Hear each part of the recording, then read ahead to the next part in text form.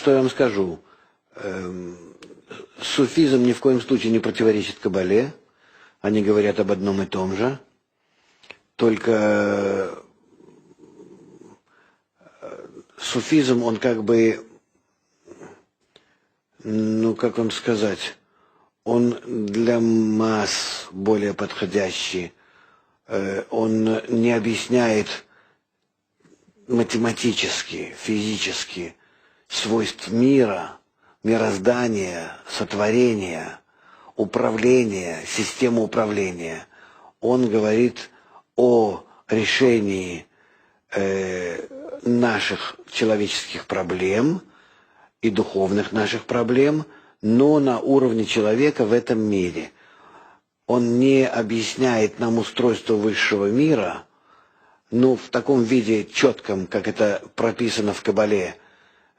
Сферот, парцуфим, миры, свет, Наранхай, Кахабзон, сокращение, экраны, отраженный свет и все прочее. То есть никакой этой небесной механики нету нигде, только в Кабале. В принципе, вы можете сказать, она мне не нужна. Но на самом деле она необходима. Когда начинаешь приближаться к постижению высшего мира, то эта механика становится необходимой. Тогда ты не можешь в себе разобраться, опираясь только на какие-то чувства. Или опираясь на наставника. Для тебя наставником становится уже не человек, а его свойства, внутренние свойства. Ты не видишь лица, ты ощущаешь его, Творца, и тогда тебе необходимы более глубокие определения, ощущения. Ты обязан работать с более тонкими, более измеренными состояниями. Я встречался с суфистами, я знаю отчасти суфизм, не могу сказать, что я большой специалист именно в самом суфизме, но мне кажется, что это часть Кабалы. И если глубже все время проникать в суфизм, в настоящий суфизм, то можно обнаружить, где тот барьер, за которым понадобится Кабала.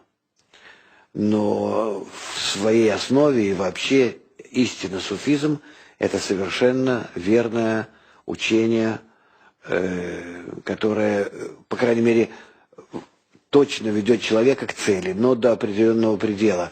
Дело в том, что у нас у всех разные уровни эгоизма.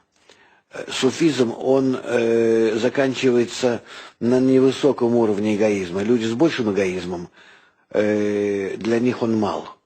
Им необходимо большее оружие против себя.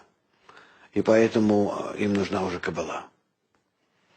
К сожалению, суфизм прекратил свое развитие уже давно. Он в загоне находится. Он совершенно нежелателен сегодня в мусульманском мире. И я очень об этом сожалею, потому что через суфизм и была связь между каббалистами, то есть между иудеями и мусульманами.